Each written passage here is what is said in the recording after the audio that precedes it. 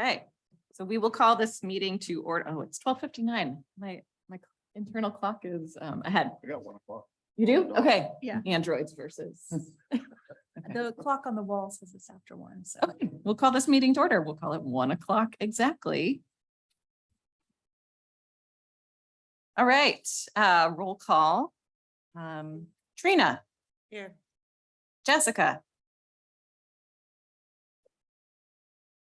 Do we have to say, let the minutes reflect that Jessica is not here in case somebody's listening via audio Okay. to write our minutes later? Kurt. Here. Shannon. Let the minutes state that Shannon is also not here. Jenny. Here. And Brittany. Here, Welcome to your first meeting officially. thank you.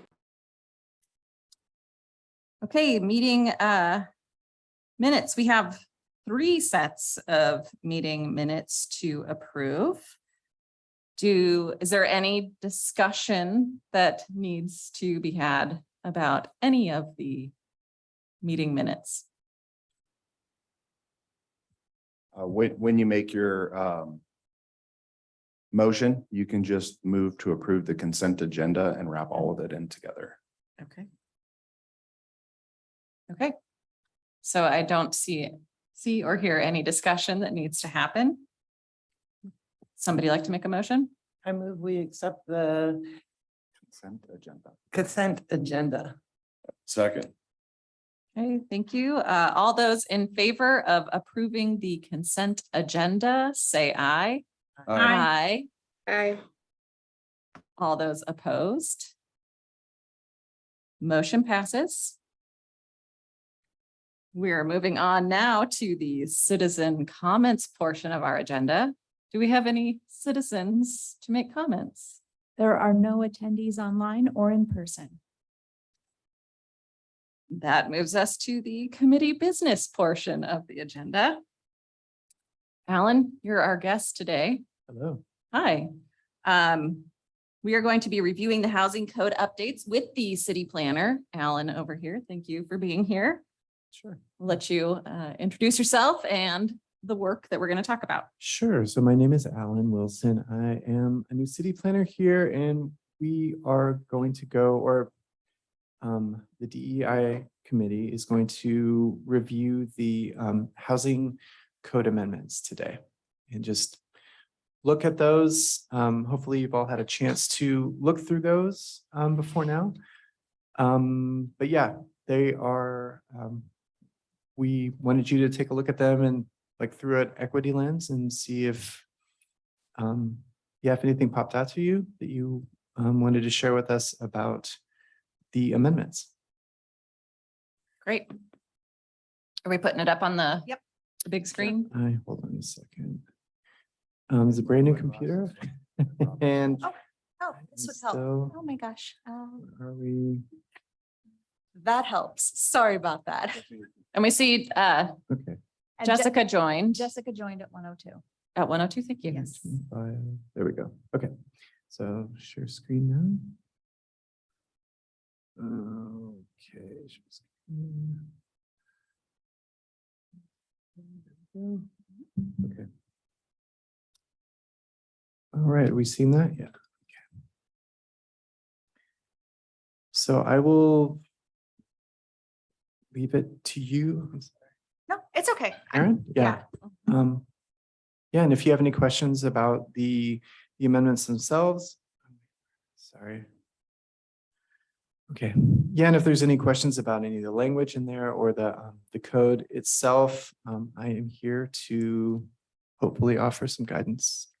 So I'm going to do a little background because Thank you. Alan hasn't been here very long.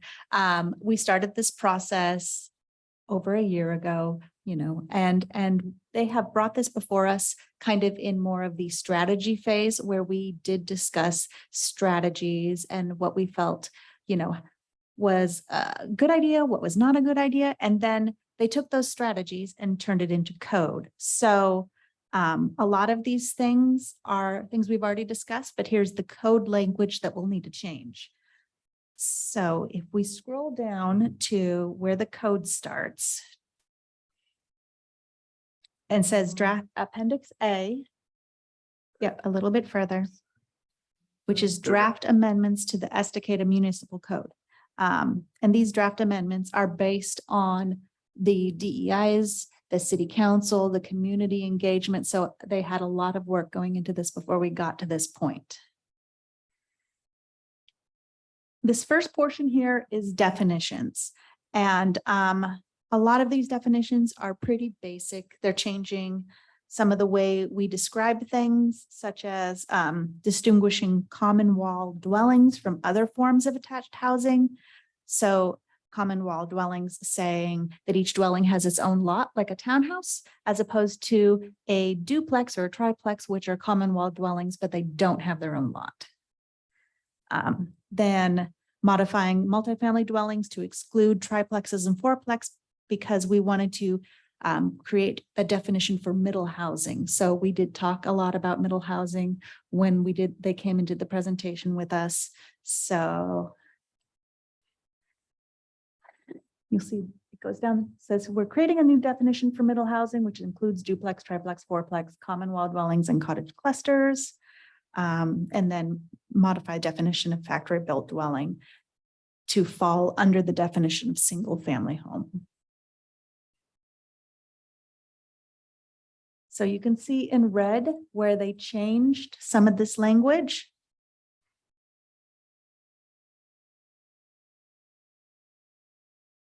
And I don't know if anybody had a chance to read this and has any concerns with any of the definitions as we look through the equity lens. I think most of them are pretty straightforward in that they're just defining what it means legally.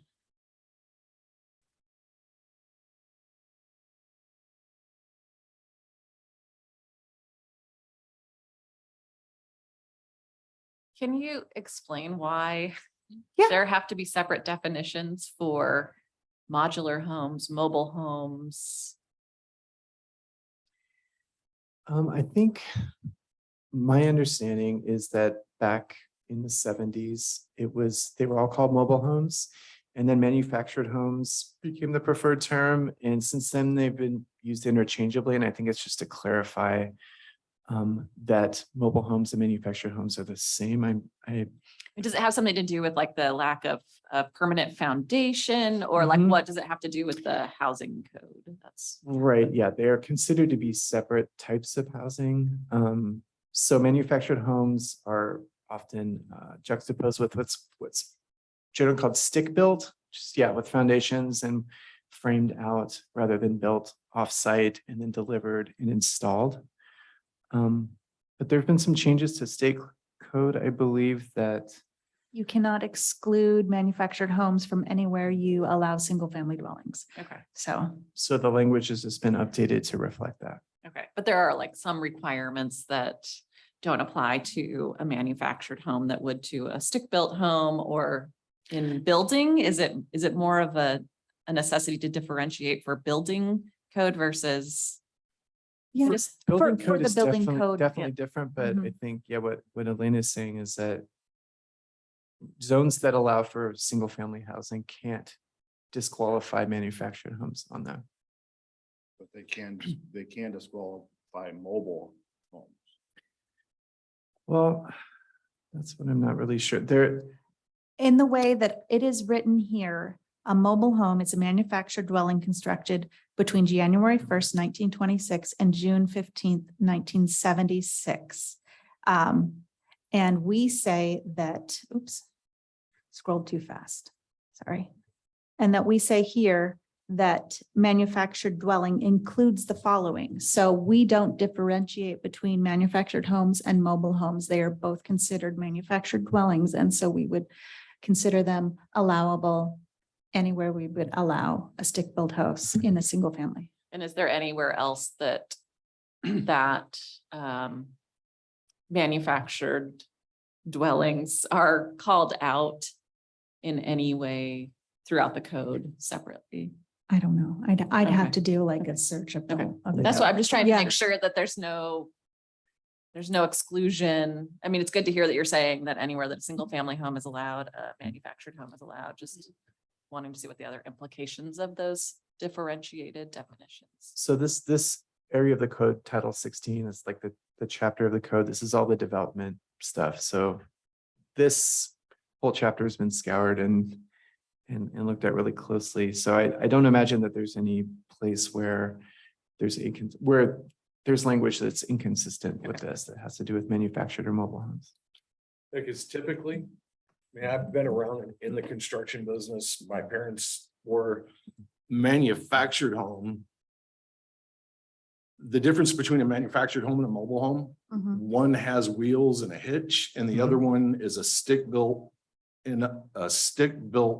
dwelling built in a factory, brought out and reassembled. So they are two totally different things. A manufactured home has different, from where I'm from, Uh-huh, they have different walls, different siding, yeah. Mhm. and they don't have wheels or a hitch. Mhm. Mhm. So it's, There's probably, when we get in, and we're not getting to that today, but probably under the building codes, different requirements there. But as far as zoning, where they allow them, there isn't. right, but will those eventually mesh? And so that way people can look at one and go, okay, we've got a definition here Uh-huh, for this, and we've got a definition here for this, and they don't match. So is there any way we can get those to yeah, marry together? yeah, So we, that way there's no confusion for Yep. people from out of state that move in and have the mindset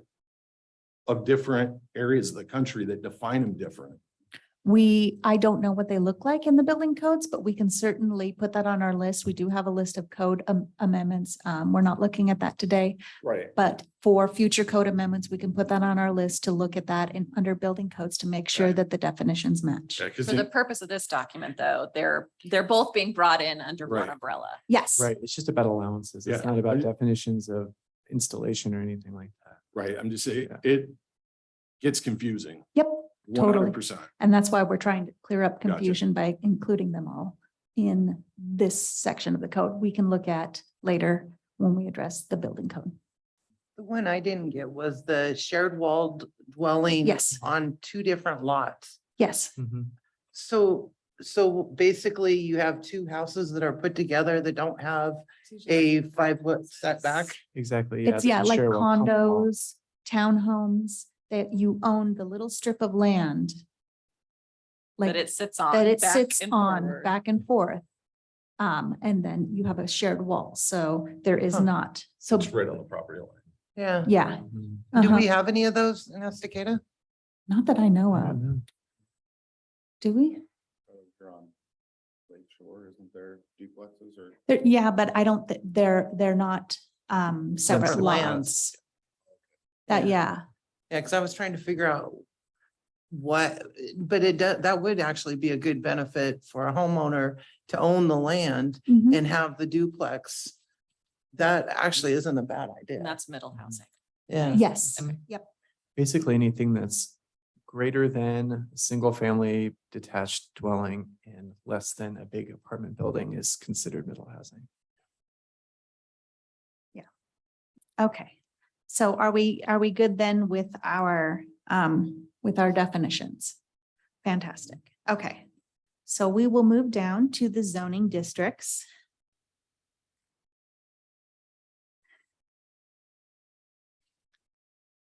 Okay, so we did make some changes here. If you scroll down a little more. Yeah. Okay, so the biggest changes are here. The low density residential was for single family dwellings, and we have expanded that to say that it is primarily for lower density residential uses, including single family dwellings and small scale middle housing. So we're allowing things like duplexes and triplexes in this zone.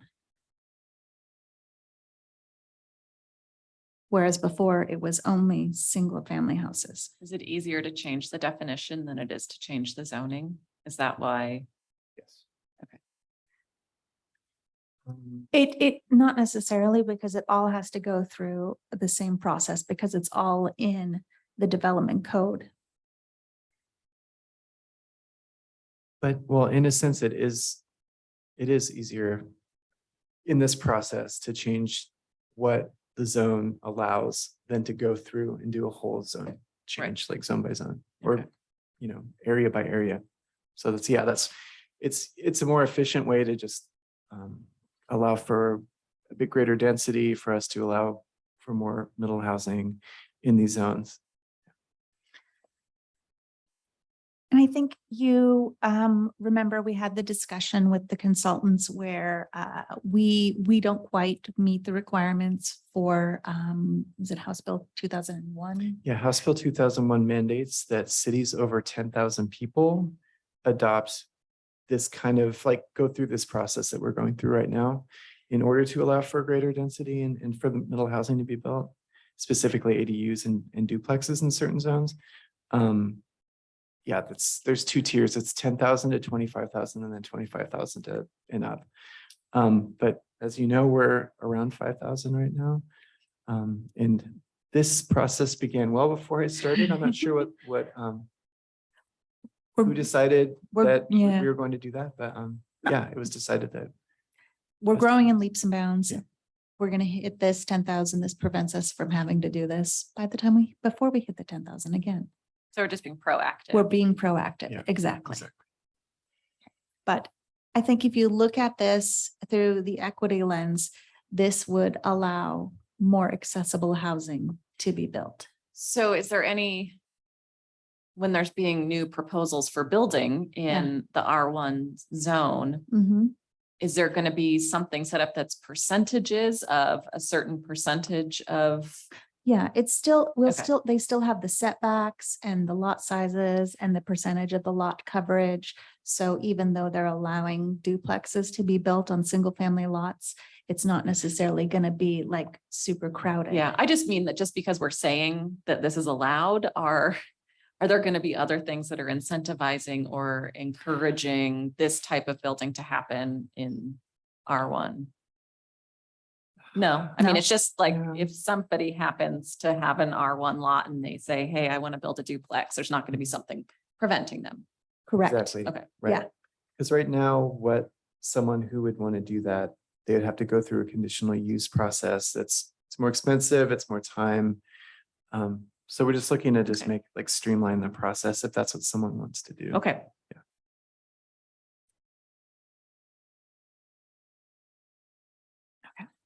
R1 is the area right up here, right? Yeah, most of this is R1.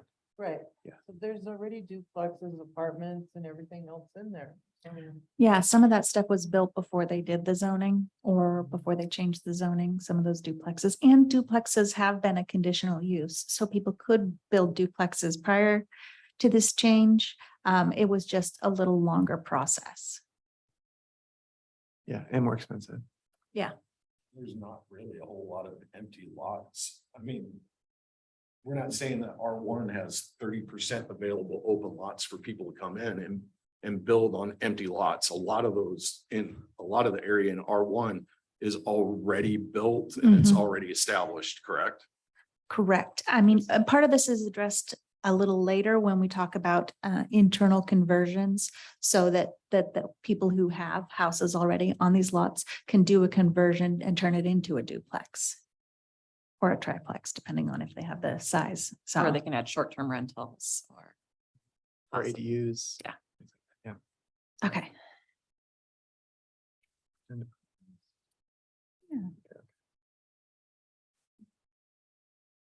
And this just says this purpose statement was updated for consistency.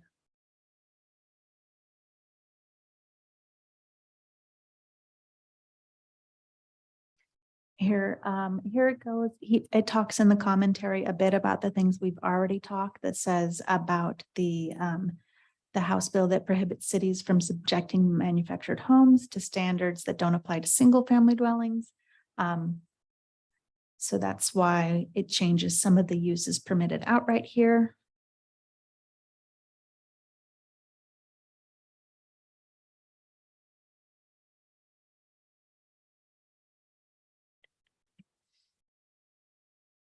And then here we have, scroll down a little bit. Okay, and here, these amendments are adding those middle housing types that we talked about. And you see when it says the triplex and fourplex created through internal conversion of an existing single-family detached dwelling.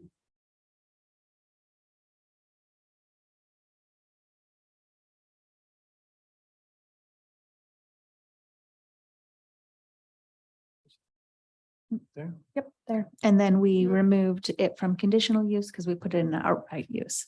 An example of that That is, big White House. Up on Granny's. yeah, that one. And then across the street. So this side of Big Jim's, there's that greenhouse right Cottage. there, single level greenhouse that was separated into a duplex, basically.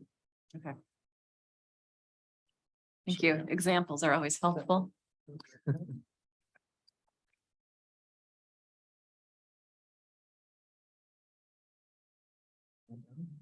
don't know, my screen went white, so, Oh, okay. So. okay, go ahead and keep scrolling. Because this is, none of this has changed. Okay, Right, so right. here we are. As part of the changes that were required with House Bill 2001 is that you need to require the same thing that you require for single family for a duplex, which means the same lot size. So it's a very minor change. I think it changed it from 8,000 to 7,500, or just so that the lot sizes for single family and duplex are the same.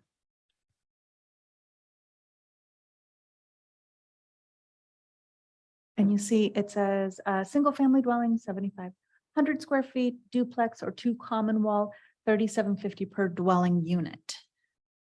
So it equals the same Mhm. as the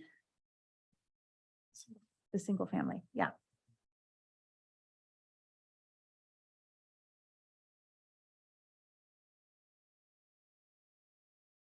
So except for internal conversions, when a duplex, triplex, or fourplex is created through existing, no minimum lot size shall apply. So that says if they are doing an internal conversion of a building that already exists, we're not requiring them to apply the lot size because that building is already there. It's already on the lot. They're not going to get more land. Right. Not investigating that. Yeah. That fence a couple feet, pick it up. Yep, yep, just Don't do worry it. about it.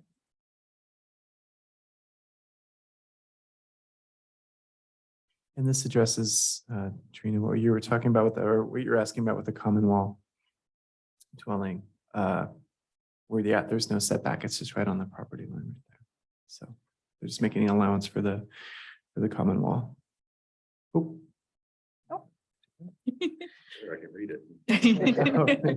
One letter at a time. I had a question. I can't remember it now. Okay, All right, well, if we're going too fast, let us know, just slow down. I know it was about the Commonwealth thing, but I can't Okay. remember what it was. okay. Oh, Setbacks.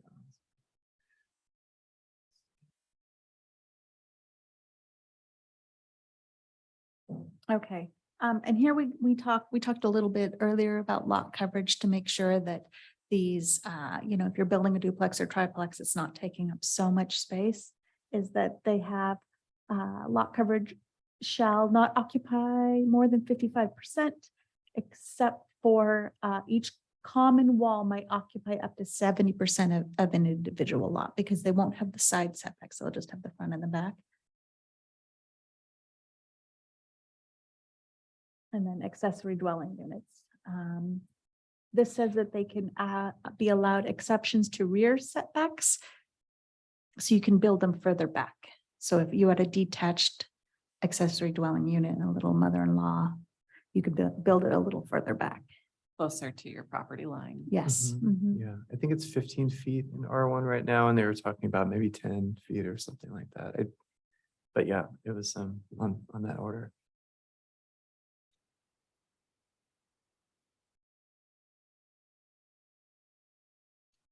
Mm. Yeah. Okay, So now we're into R2. Mhm. And this just updates the purpose similar to what we updated earlier, which says that this is intended for moderate use density, including single family and middle housing. So it just expanded what could be built there a little more.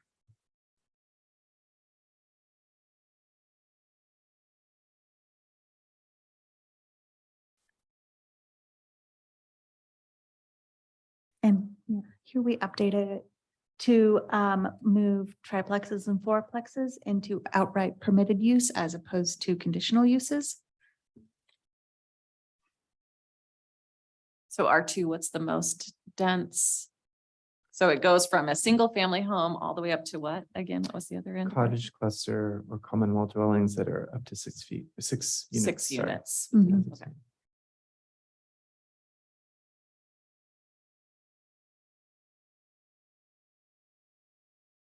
Am I reading this map right? R2 is like Downtown. downtown? Or I where, can It's- look, I can it's- call up a map. whatever Let's that see. is.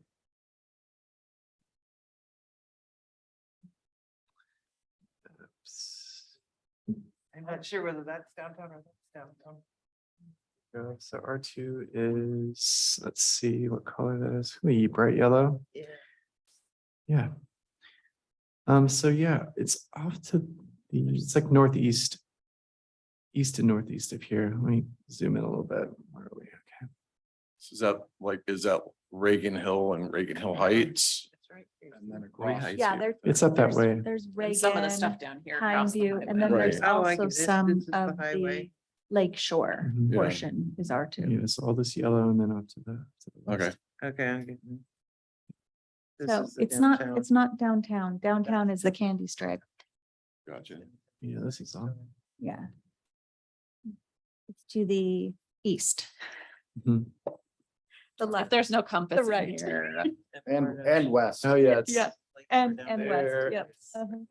part of it. Businesses only Yeah. used as my So directional. I mean, if you zoom out on the map, you'll see most of it is the pale sherbet yellow. And so that's the R1.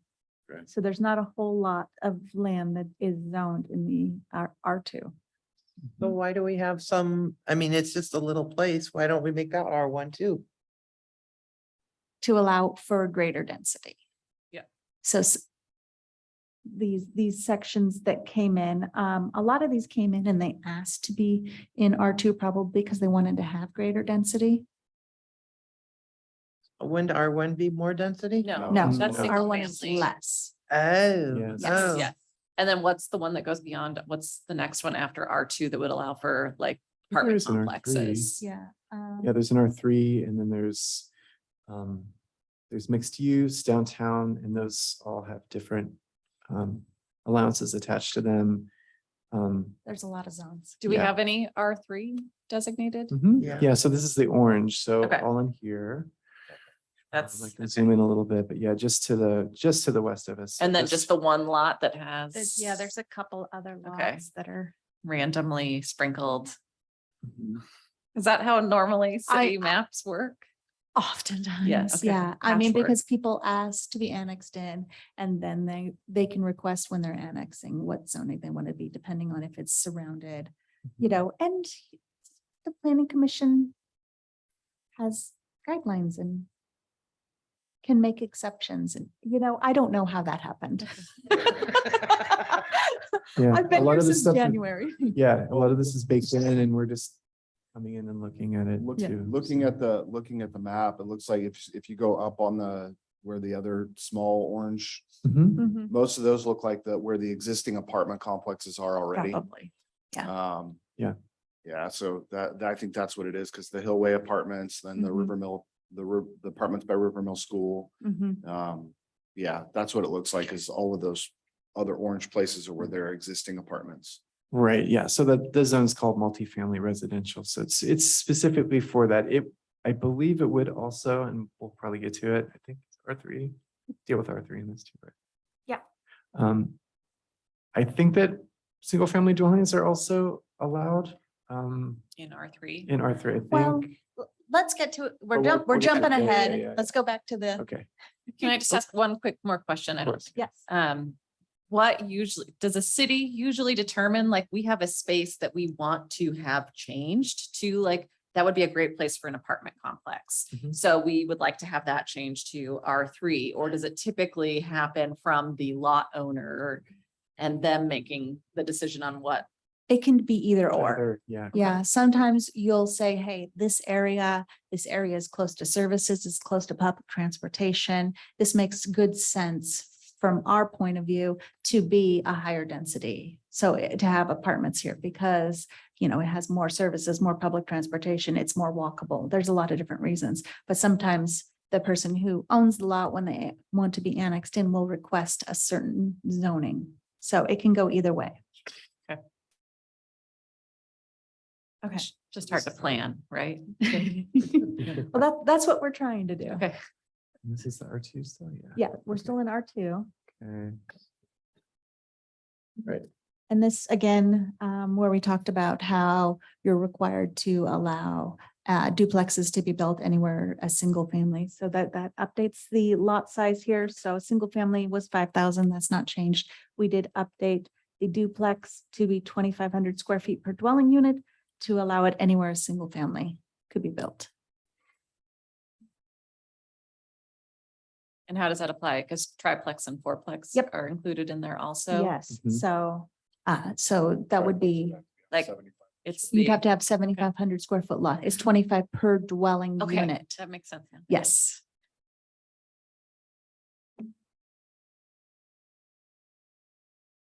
And then again, the exception for internal conversions, they're not going to get more land.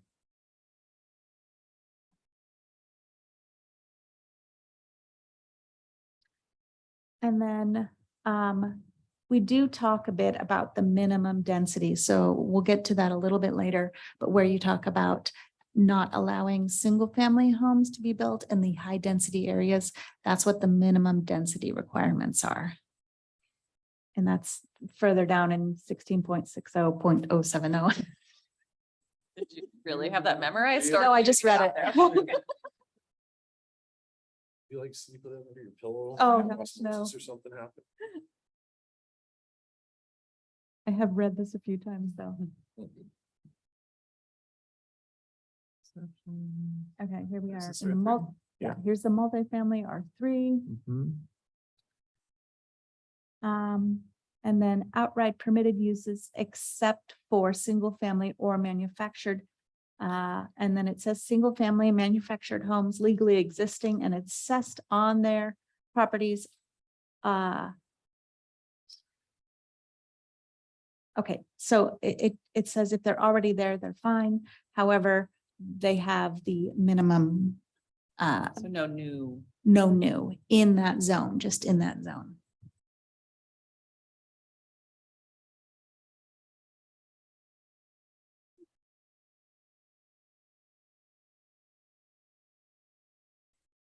Okay. Can you scroll back up a little?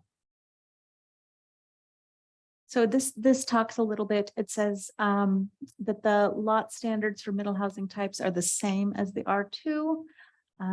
And that the recommendation is to regulate density using maximum dwelling units per net acre rather than lot size per dwelling unit. It just talks about, you know, making sure that you don't have too many as opposed to. Does that make sense? I think so. Yeah. Instead of using the lot size, you're flipping it and saying it can't exceed. Yes. You can't have this, you can't exceed the number of people for a lot instead of saying each dwelling has to have a certain number of. Yeah, because this allows for more building up. So rather than saying, you know, lot size per dwelling unit, you're talking, yeah, which is mostly about building out. When you talk about doing the maximum dwelling units per acre, that allows you more room for upward. Isn't there a limit on how high up they can go though? Mhm. Like 2 or something? I think Depends it's, on the zone. yeah, I think in this one, it's 3 stories. Yeah. It says increase permitted height from 35 to 45 feet. This additional allowance would allow for a 4-story apartment complex if when the market would support them. However, 3-story buildings are most likely formed for the foreseeable future, given current market conditions. Those last three words. Given current market conditions. Right now, I have a lot of friends of mine are contractors and developers. They're like, no, because the interest rates are going up. They don't Mhm. want to be upside down in a house Yep. before it's even built.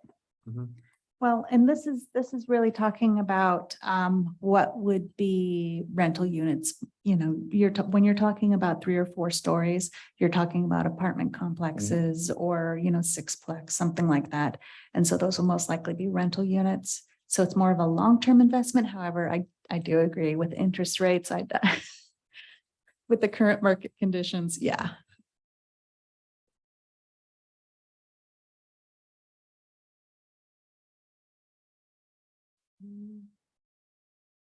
Okay, the lot sizes are the same as the previous zone, except for the not allowing the single family.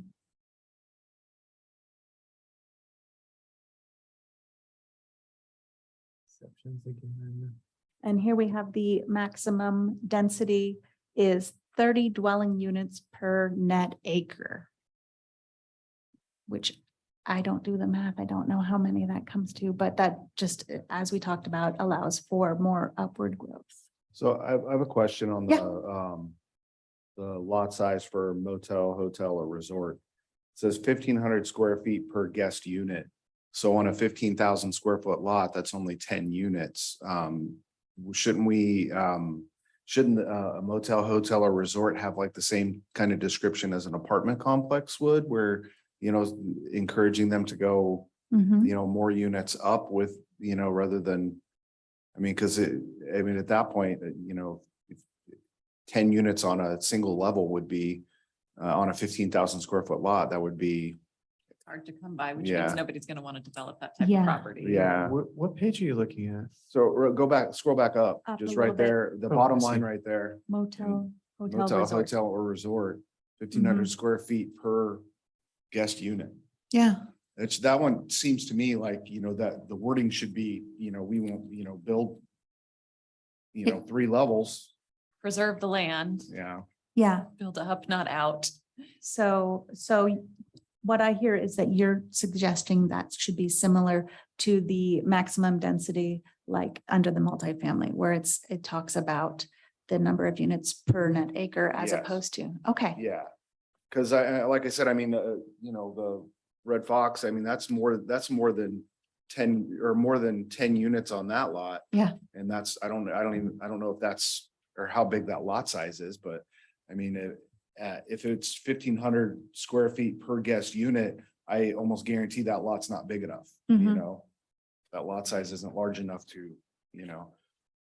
So, if we want, you know, to have a hotel out here, we're gonna have to have that allowance for them to, you know, put more units on that property than, you know, than 10 Yeah. units for 15,000 square feet.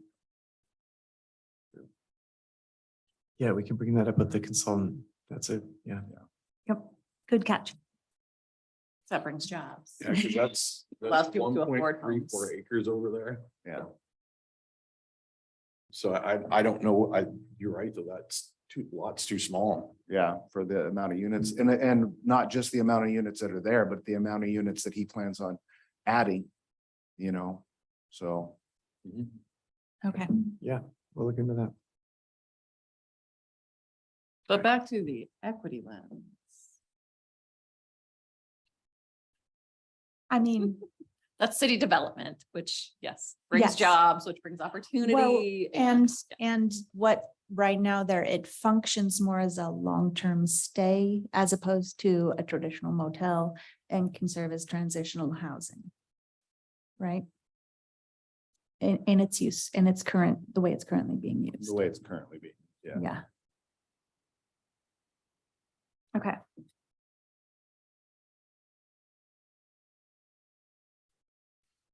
Yeah, long-term stays, do those fall under like transitional housing? Does that fall under multifamily housing or the hotel motel hotel? You know, we were just discussing that. I'm not sure. I would guess, but I'm not the planner that would fall under the hotel motel. Yeah, I don't even know if that kind of housing is addressed in the code in Estacada, to be honest. I mean, in a bigger city, it often is, but It seems like it should be, right? Like, Mhm.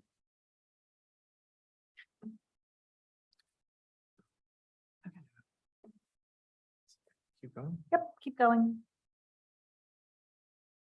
Okay, we talked about we did talk about the building height exception, allowing it to be higher.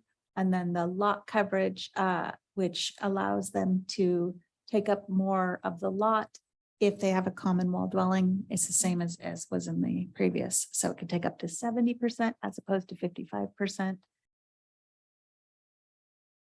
Okay. The only thing with the, does that, I just started thinking about it. If you made the requirements for the hotel, does that 1,500, whatever you had, Per unit, Square that- foot per unit. does that include the parking spaces too? I think it's the lot, it's the lot. the entire Yeah, lot. So that so- would include that would include parking as well. I would worry about parking with, Well, like I If you said, I went- mean, that just the whole 1,500 square feet per unit hinders someone from actually building that out here. You know, it's going to, that's going to stop somebody from. Yeah, Mhm. But there's probably a way to include in whatever code, something about parking. There has to Par- be, parking there's would a- have to be considered. Parking is a separate portion. We haven't got to it yet, but there is a whole Okay. section Yeah, 'cause I just just related to started thinking, parking. we Yes. took the red box and went up 4 stories with it and doubled it. Where would they park? You know? Yeah.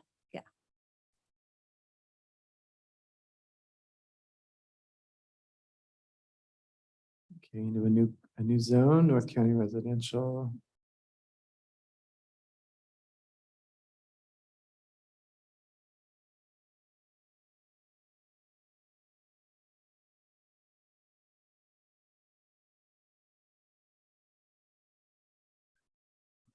Why does that specifically call out Eagle Yeah. Creek Road? I don't know. Manufactured homes permitted in the R1, but not within 200 feet of Southeast Eagle Creek. And I believe it's because they want along Southeast Eagle Creek to be higher density. Not that they're not wanting to allow, it's just they don't want to allow single family there within so many feet of Eagle Creek because they're trying to increase the density right there. they want, if there's going to be apartments or, you know, higher Right, density off of stuff, they want Riverville. it close to public transportation. So future planning is to set aside these areas for more. Yeah, because Okay. that's right on the route for the bus.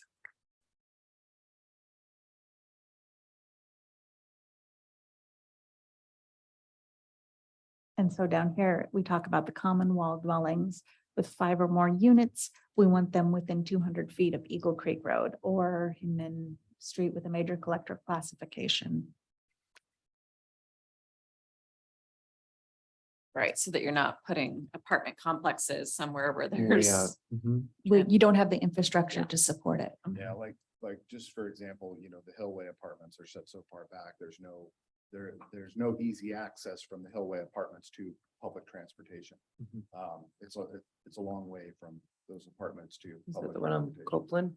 The one up Cemetery Road. Cemetery. Oh, Between, yeah, one before all the new houses that just, Mhm. it's a big apartment complex.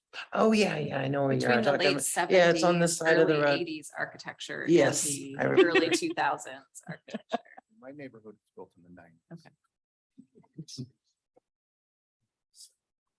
Okay. Changes there.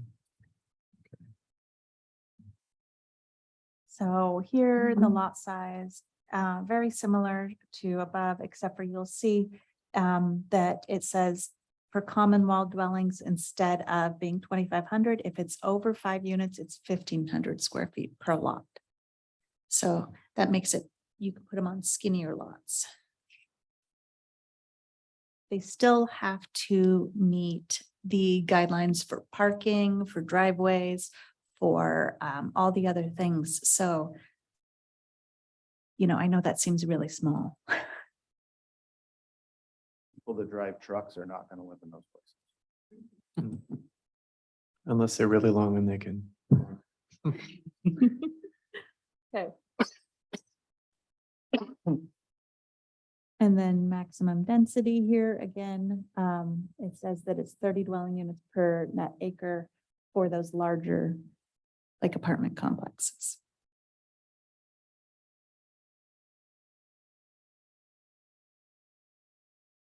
Also, are there any questions from the committee members online? Or if there are, just, I'll try to keep an eye out and For hand put your hand raised. up or someone's hands raised? No. Okay. Just unmute yourself and speak up if you Yeah. have anything.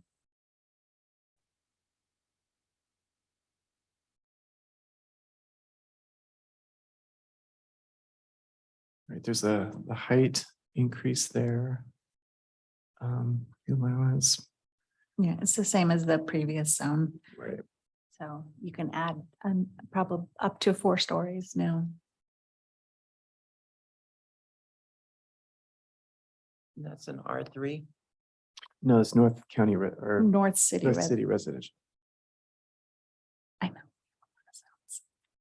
Do you want to see where that is? We can. Yeah. Yeah. That would help. Yeah.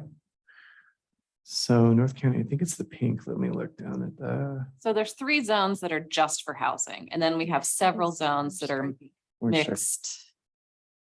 Is that, So, yeah, we'll get to central mixed use and the downtown area. This is just. this these is are how- not mixed use. These are not mixed use. This is housing. So, and this orangey Okay. stripe. Yeah, I'll zoom out so you can kind of see. Oop, And that's out past like Deuce, Is It It's goes up under to Deuce. under Deuce. Yeah. Yeah. Deuce is the city border at this Okay. point. Or that, you know. The white is not city, so anything that has color, that has zoning designation, this is within the city limits. And everything that's within, actually, everything that's white is county, including the things that are within, geez, they're with you, within the urban growth boundary, which is that like candy stripe line. But this is the North City residential zone up here. And this differentiates itself from R1, R2, and R3 by Yes. what's the difference with this one? I think the Eagle Creek Road stipulation that anything within 200 feet, you Okay, can't have a single family dwelling, like a detached dwelling there. That's the biggest difference that I can see, okay. but there might be some others hidden in there. And that's what you do when you have an exception is you create a whole new zone instead of putting that language into the R1, R2, or R3. What they could have done, and I don't know, because again, I'm not You're super familiar with inheriting with the this, difference, yes. but what they could have done is if it is really, if it is like R1, the rest of it is like R1, they could have had everything that is like R1 be R1, and then the strip of 200 feet, they could either make that a different zone, its own zone with its own stipulations, or they could have made it a zone that exists that does the thing that they want. So there's, yeah, there's different ways to approach it. But yeah, I'm learning so much every day. And I don't So know that's. all the details of the North City residential. It's right there. I think it's to the right of Eagle Creek. It is. Mhm, yeah. It's just to the east of Eagle Creek and then it dips over So it's that. here. Yeah. It's the orange tag. Yeah, here, so it's I'll these circle parts it. in here? Yeah, where it says NCR, that color, And what's that? that's something totally different. That's Okay. because of the 200-foot setback off the road. The white is areas that have not been annexed into city limits yet. Right. Right, oh.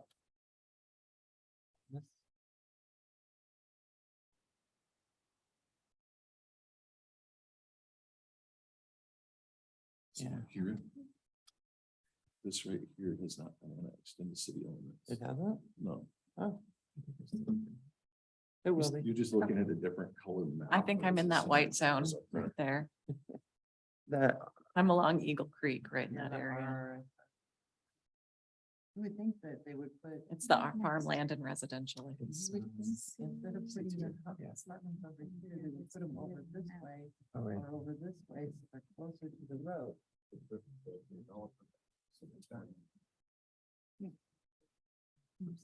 There's one across from Campanella. Okay. So you'll introduce. Yeah, that's what I thought. That's where that And that's, mixed use, like with the that's what I thought. commercial So on I the thought, bottom. why is it? Okay. Just to keep, like, Because it's that like, would be, it's all very, that would be a this good is spot interesting for to it. understand. Yeah. And then to keep like personally, but then also just to keep coming back from like the equity lens view of Yeah. making sure there's all different types of opportunities for people to live in town. Okay, so the next one we're looking at is C2, and this is the darker pink here, which goes along Main Street. See right there? Okay, salmon, it's kind of, This- yeah, it's Exactly, like a yeah. salmon, I guess. Yeah. Yep, the upside down L. The number 7. That right, this right here, this upside down L. Yep, Oh, yep. Okay.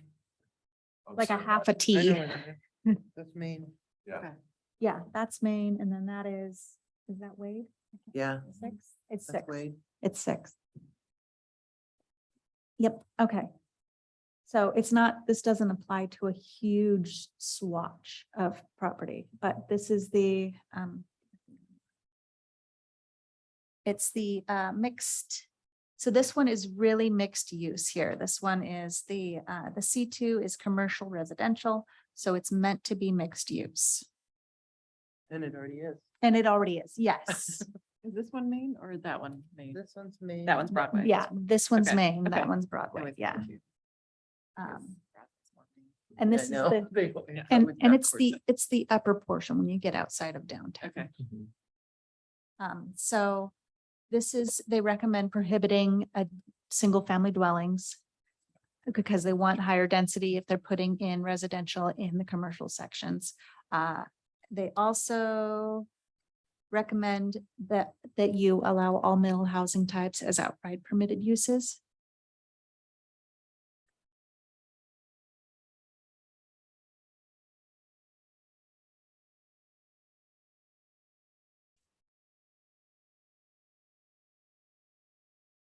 I don't think there's a lot of changes to this one. And a lot of the changes are similar to what you've seen in the other zones, such as, they're updating the lot size so that you could put a duplex on a single family lot, those kind of changes that we've seen over and over again.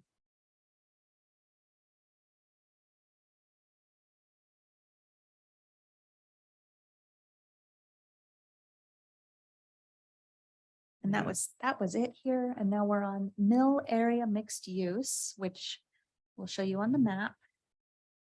Here is the purple, Like the darker purple. So That's- This is what's all- the future downtown area. Is that the Possibly 20 147 years. acres mill property? It does include the mill property, yeah. So yeah, it's behind the library and then all along 224 as you come into downtown. And is it still like a super fun site or? It like a brownfields, you're asking if it's a I think there was, like, brownfields? Creosote ponds and, Really? I don't know. I'm gonna assume it's a brownfield site. Generally, most old mill properties are brownfield sites, I don't know what but the difference between brownfield and super fund is, same, Well, like it's environmentally. yeah, a super fund has to have extreme pollution and I don't know. And that's a federal designation. It's a with- federal with- designation, and I'm assuming that it funding. is not a super fund. Brownfield is just. A brownfield less means that it environment. needs some environmental remediation before it can be Yeah. redeveloped. Like a gas station lot. or That is something that had definitely a tank that. and oil Yeah, in the ground. or yeah, something. I'm gonna assume it's a brownfields and not a super fund. If it was a super fund, I think we'd really know because there's a Okay. lot of federal that goes into that and it impacts a lot of your water That systems was like and the land that was super fun when Mhm. they were the poop was going in. Yeah. Yeah. Okay. Okay. Back to the I code. have a quick, I need. Yes. to pick Yeah. up- My daughter is at Ant Farm Camp and it Oh. ends at 2, Okay. but I can come back and if we're, depending on what everybody's timing is. Is the rest of this just the code here or are there documents? It's all code. It's all code. Okay. So it So looks like we have a bit of time left. Does everybody still have time to keep meeting? Brittany, Jenny, Jessica? I'm gonna be here all day, pretty Okay. much. I can meet until maybe like 2:30. Okay, I can stay here however long we need. okay, We could probably do 2:32, but that'd probably be pushing it after that. okay. Okay. Okay. Okay. Okay. So if you need to go Let me go grab and her. come back, we'll still have a quorum even with you gone. She can have her first civic Engagement. Yay. Okay. So mill area mixed use.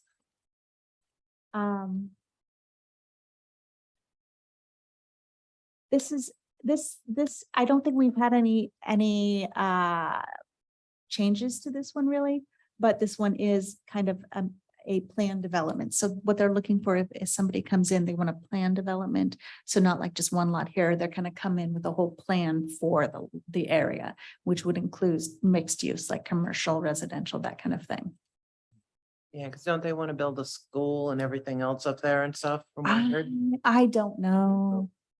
Possible future site for Yeah, that's what a I've new heard high that, school, but with the way the high school's been declined on all of their bonds the last 15 years, I don't know that it's something that'll happen in the Yeah. next 30. we're still paying off the last one from the grade school. Yeah. I'm not sure, what does that go to? I don't know. So all the changes here are similar to the other ones in that the density, similar to other zones, changing the lot size to equal the same as a single family. And then the rear setbacks for accessory dwelling, decreasing that. Okay, I think we're in a new zone. You scrolled a little fast did? for me there. I don't think. Are we? Lighting of Wade Creek. There's a different zone. Nope. No. Okay, Mm. All right. land division, permitted uses, So yeah, they're not a big change no. here.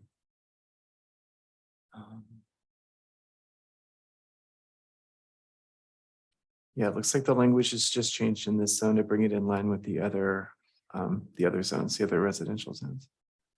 Okay, now we're Okay. into central mixed use. And we will show you where that is on the map. CMU is this kind of teal color. Mint. What? Mint, okay. Yeah. Oh, it is mint, right? Yeah. It's not so blue. Okay, so just all these little pieces here along Eagle Creek Road. And let's zoom out and see if there's anywhere else in the city. It looks like it's just there. Mhm. So just under North City Residential.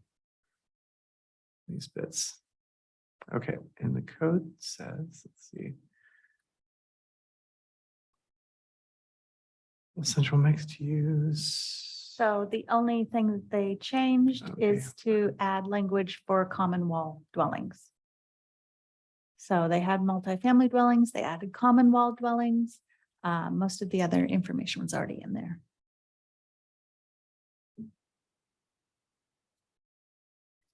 That's a Oh, weird. spelling error.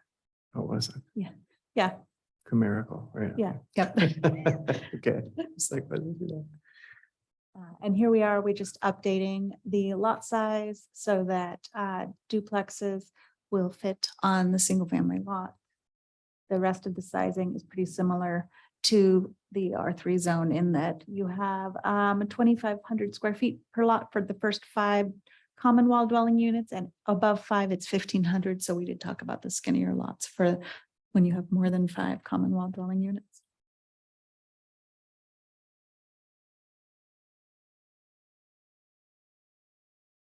So yeah, similar to the changes we saw before with that density.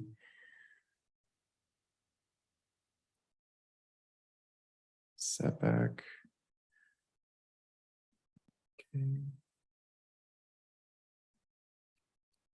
And now we are into the supplemental regulations. And so here's where we're going to get into parking. So two of the recommendations are apply a minimum density to certain residential zones, which we saw in the R3. So then you're not build. They don't allow you to build single family anymore in those areas to encourage more multifamily use building. And then you went too fast. Oh, sorry, you're right. Okay, and then regulate the density for multifamily dwellings using the maximum dwellings per acre rather than the land area, which is what we talked about, allowing them to build more up as opposed to out. Okay.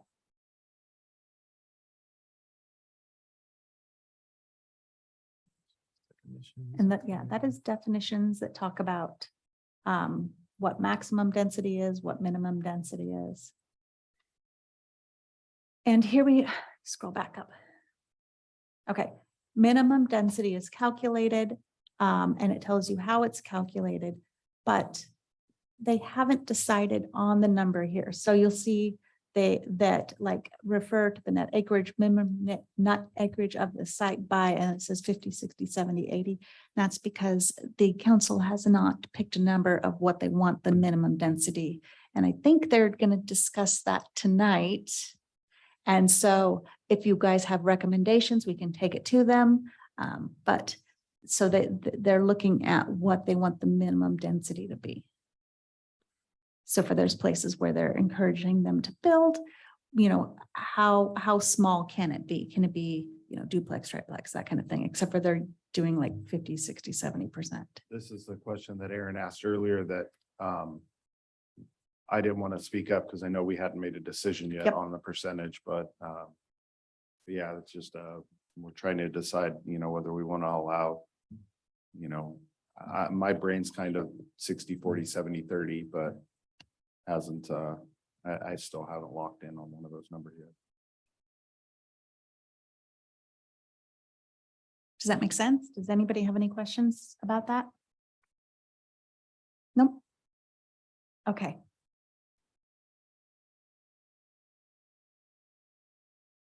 And here we get into the ADUs. Right now, ADUs are allowed anywhere single family houses or multifamily houses are.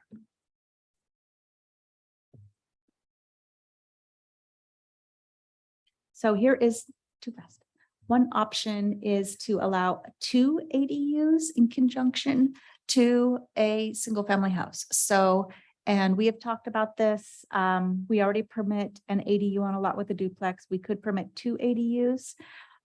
One of the things that was discussed is one of those ADUs being attached to the house. So like if you convert the basement or the attic into an ADU and then you have a detached ADU. So, allowing that in the code. And it isn't already. Would I think I had this question before, but I don't Mhm. think I asked it.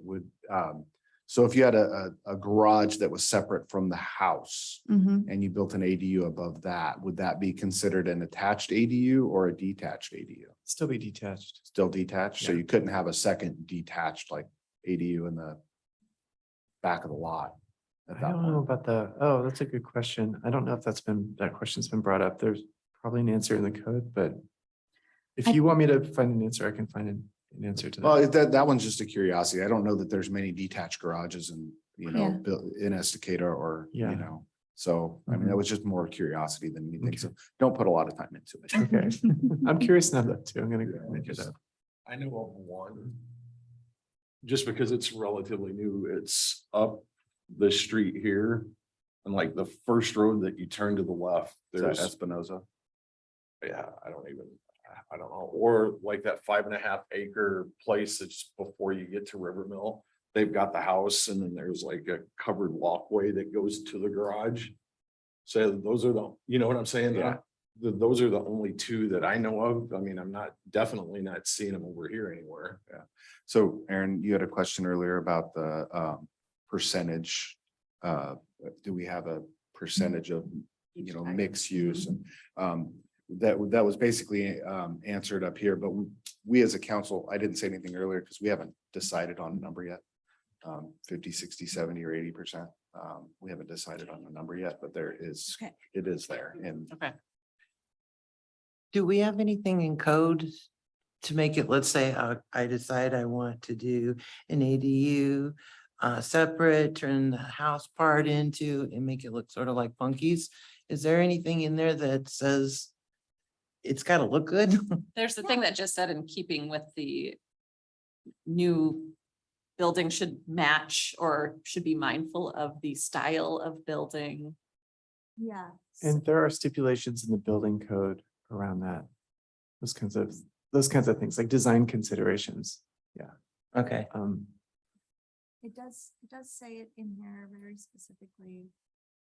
Building standard design.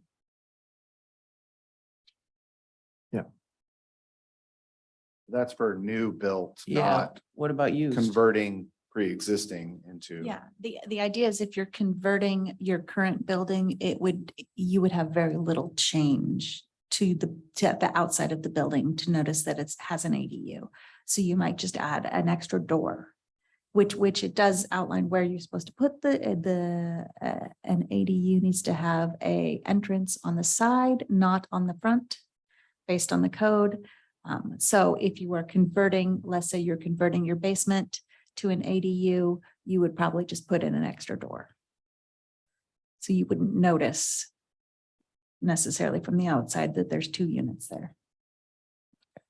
So there's rules for converting and there's rules for new build. Yes. I just don't want everybody to go, let's put this tent in the This tool backyard. It's shed our in new the ADU. backyard, yeah. We're gonna charge $500 a month rent, Yeah. and there's rules That to wouldn't that. pass the permitting process. No, that would Right. not pass the permitting process. There's very specific rules for building an ADU. They still have to follow all the building codes. And there's rules regarding height and size and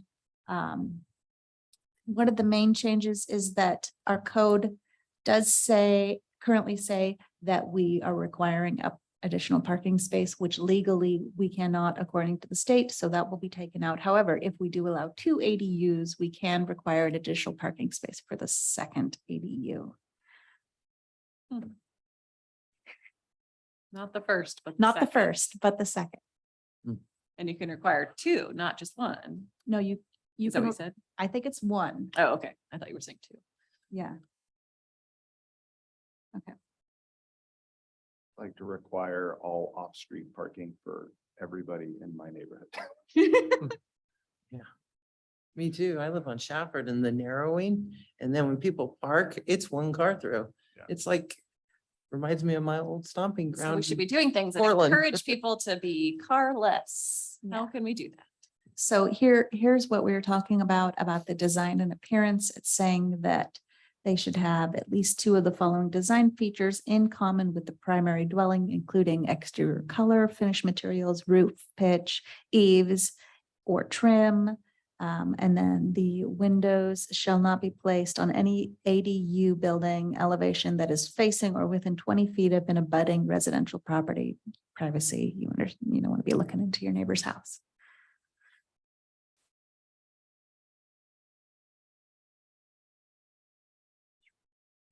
And then there's something that says pre-existing. It has to match all that too. Yeah, it has to match at least 2 of those. As the code's written right now, the new dwelling would have to match at least 2 of these 4 features. Or wait, is it more than that? Yeah, color, roof pitch, same eaves, same trim. Yeah, but what about for existing? If you want to convert, let's say I have Minimal a tent. change to the outside. Yeah. Yeah. Okay. You wouldn't have to change it if it's already built. So if you're doing an internal conversion, so if you're converting your attic or your basement to an ADU, you would be doing very little changes to the exterior of the building. Potentially you're adding windows and doors and that would be it. So it wouldn't be looking like I think you're afraid it's gonna look like Frankenstein, right? No, yeah. No, it would do very minimal changes to the exterior. Okay.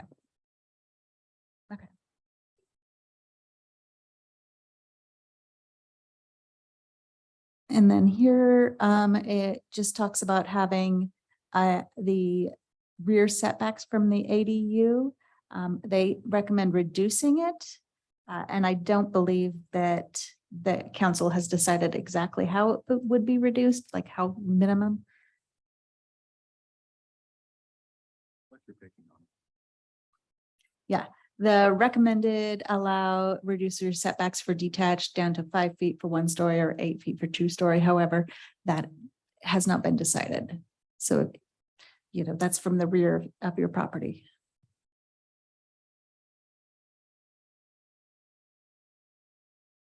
And then there are certain restrictions regarding if the rear yard abuts an alley, how tall it can be, again, for privacy of your neighbors.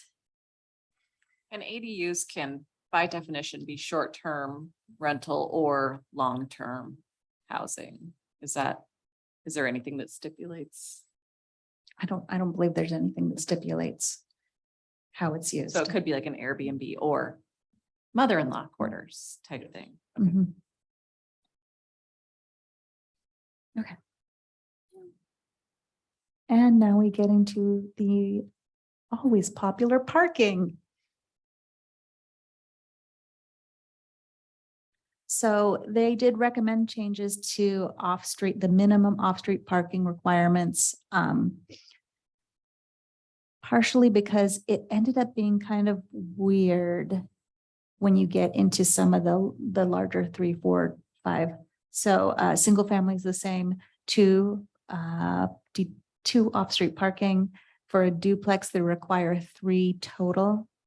So 1 for each side and then an additional.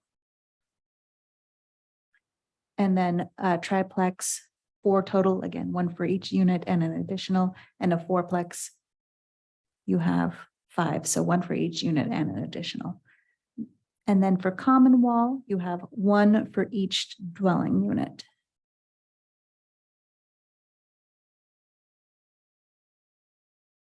And then again, we removed the additional parking space for ADUs because it is not allowed by state.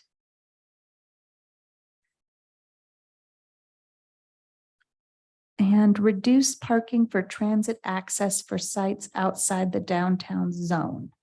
So they may reduce off-street parking requirements by 10% where the project is located within 1,320 feet of an existing or planned public transit bus stop.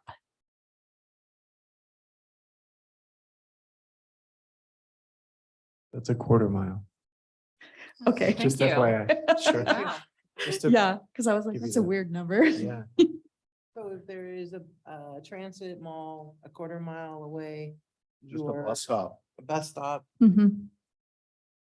you're You can have 10% less parking requirements. So think about when we're talking about those places on Eagle Creek where they have the bus stops there, which is why they wanted to build higher density. And so they could have slightly less, 10% less. So if you're putting in an apartment building, instead of having 1 per unit, you're going to have 10% less depending on how many units. The thought is that if you're close to public transit, people will use public transit.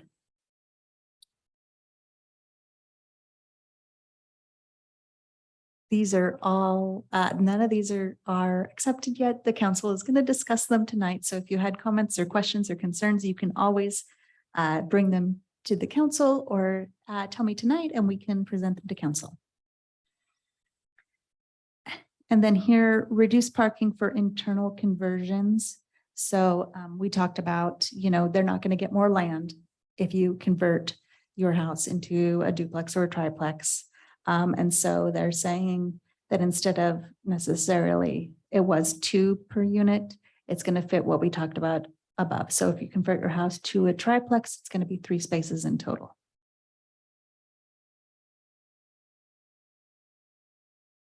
And then non-conforming uses and lots. So non-conforming means that there are lots in places where they're smaller than the minimum requirement.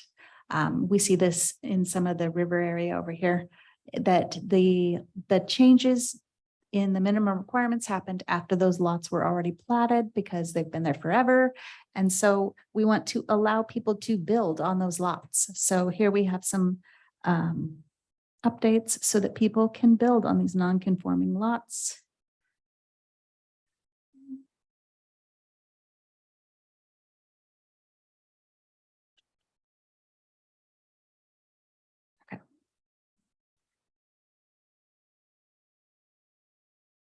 And it says that if the lot area is less than the minimum lot size for a single family dwelling in the applicable zone, any residential use of the lot shall be limited to single family, provided the housing types are permitted in that zone. So saying even if the lot is smaller than the minimum size for a single family, you can still build a single family. However, it will have to meet the rest of the lot requirements such as off-street parking, setbacks, minimum, maximum lot coverage, et cetera. Like that idea. That way we're not saying people can't use the land that they own. I like that. And you can get a little house. Yep. Yeah, right now there are lots that they don't meet the minimum size for development, so they're just kind of sitting there in limbo. They're not able to do anything. So we're trying to, change that so that they can. I like that idea, as long as it has all the setbacks Mhm. and everything else, you're not changing that, Yeah. why not? Okay, and that is the last of it.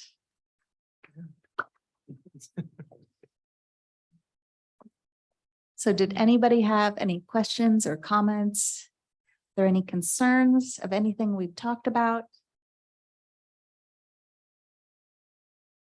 It was a lot of information. And it is, like I said, it's really hard to switch back and forth between like, what does this mean for me personally where I live versus Yes. like, okay, what does this mean for making sure that this is providing equity and access and for people in general. So it's very like, it's even more exhausting to think about it in the Mhm. duality. Part of it you're looking at, you live there, you want that livability to be good for everybody. And so you're looking at it that perspective too. Yeah. You live there, you know what the livability is. Yeah, I worry about the parking. I worry about Mhm. that because we are such a car dependent culture and being out here, Yeah. there's just not a ton of transportation options and, just thinking of what we can do in the future to increase the livability without vehicles or, and I know the transportation plan also comes into play there. Mhm. I think a lot of people are like, yes, we want to make sure that that something is done and it's fair for everybody. But they're looking at, okay, so how is this going to affect my property value if this happens? So we have to take that into consideration as well. So you help one and does it hurt somebody else? Or, it's like, where do you Yeah. find that balance? Right. I mean, in this meeting, we're charged with being here, looking at it through an equity lens and from that perspective, but we just also have all this information that affects us in different ways. And that's what we go to the city council meetings for. Right. Yes, yeah. So if it's affecting you personally and you would like to make a comment, you are welcome to attend the council meeting tonight where they are looking at these strategies and make a comment there. But for this meeting, it's through the equity lens. And I think most of the information that we discussed makes it less restrictive. It makes it easier for people to build higher density houses and other units. Which brings down the affordability, like. Mhm. But then again, in turn, it could take somebody's property value and Yeah. completely trash it. So it could, I'm saying it could, I'm not saying it will. Because I've seen that happen in other areas where housing, something that's not been the norm has come in and it's changed somebody's property value on a negative, it had a negative impact instead of having a positive impact. In the short term, long term. Property is always going to be valuable Yeah. out here, But it does, especially. because I grew up in Park Rose. Uh-huh. Apartments went in, my parents' property value went down. I mean, it was, and now it's all gains, Impact. but That was 40 years ago. that was 50 some. But it's always gone up in value, Uh-huh. but I know those apartments hurt it. So the code is important for how like, The the livability. process for what gets approved to be built is Yes. important. Making sure we have public services available for all the people that are going to be moving in, transportation, more grocery stores, those types of things are. Yeah, important. the code wouldn't necessarily, I mean, it could help allow for things like that, for more things like that to happen, but. Economic development is what would bring in more grocery stores.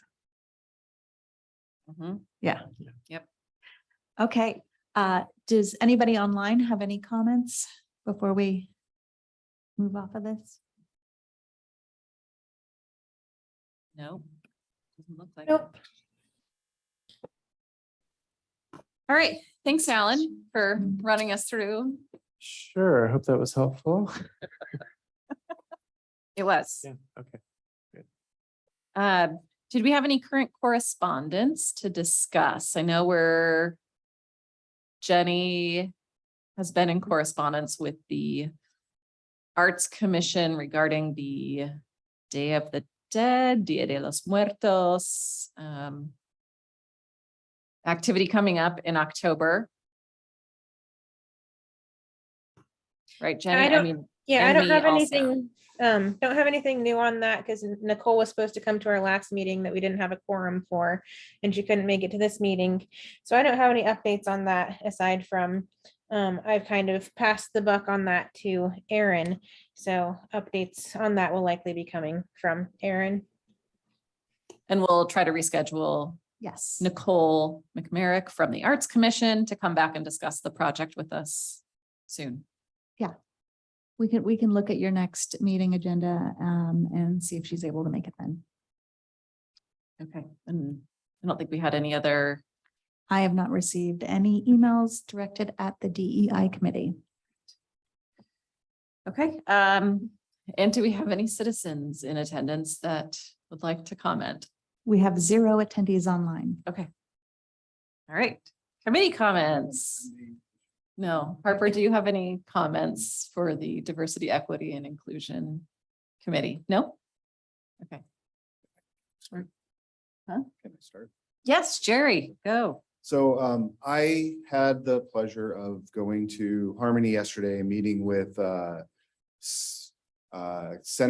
Oregon Senator candidate for District 26, which is our district, Raz Mason.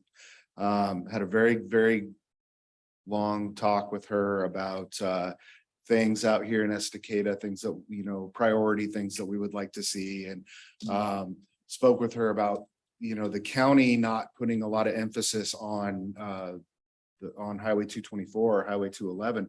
They're putting all of their emphasis right now on Interstate 205, on tolling Interstate 205. It seems like all of their attention is going towards that, rather than these 2 roads that we have entering and exiting our area that supports 15 to 20,000 people. So I had a long conversation with her about that, about just the county roads, including Springwater, Redland Road, Amasiga Road, all of these roads that are not getting any attention paid to them. Told her about how terrible it was trying to leave Estacada during the evacuation. It took me 3.5 hours to get my wife and our pets from my house to Sandy. We had a long conversation about that, conversation about wildfire prevention, conversation about how long it took the state to get involved to make the decision to bring in wildland firefighters from around the country. How many extra days it took to get them out here rather than making that decision and then getting them out here. So it was, she was very receptive. I really felt heard. I wish it would have been a better known event and more people could have showed up because it was really, like I said, I was impressed with her and I really felt heard. She took a lot of notes. I mean, she had a notepad like this and she was writing a lot. So that's the kind of stuff that I discussed with her. I didn't discuss any local issues or anything, just the stuff that I feel that the state could help with, and not just Estacada, but Eagle Creek community, Colton community, all the people that live up, upriver, and all the people that live in, in the farms in our area. But like I said, I really felt heard and was really impressed with her. So if you guys have any interest to see what she's all about, her name's Raz Mason. She's running for our district Senate seat. So. Thanks, Jerry. All right, I'm calling on the folks online first. Jessica, any comments?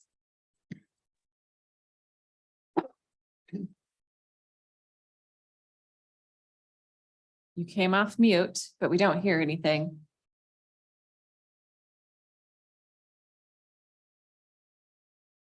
Okay, you can type your comments if you have them. Jenny, do you have any comments? Thank you to Elena and Alan for going through the code. I read a good chunk of that by myself and it was much more understandable coming from you guys. So thank you. You're welcome. You're welcome. Brittany, your first meeting. Do you have any comments? Not at this time. Thank you. Kurt, Trina. I'm just glad it's not 100 out. Yeah, yes. Okay, good. I'll just say thank you. The presentation was great. It was very helpful to walk through it and ask questions. Even if we're a bit like squirrels, I think, and go all over the place, but trying to stay focused and disciplined. Jessica and Jenny and I were at the mural, the Art Back mural event when it was like 100 degrees out 2 weekends ago. We sat at a table and handed out coloring sheets of the mural. It was a really lovely event. It was very hot. We didn't make it the full length of time because it was hot. We did our best though, but it was really fun to be there and just to chat with people from the community. And we saw Councillor Strobel was the only local government official person that we saw there. So that was great. And he came up and said hi to us and thanked us for being there.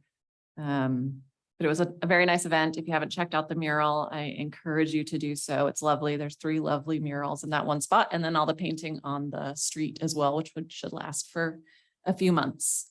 I think that's my comment. And I guess that's it. And it's 2:31. So with that, we will adjourn this meeting. Thank you.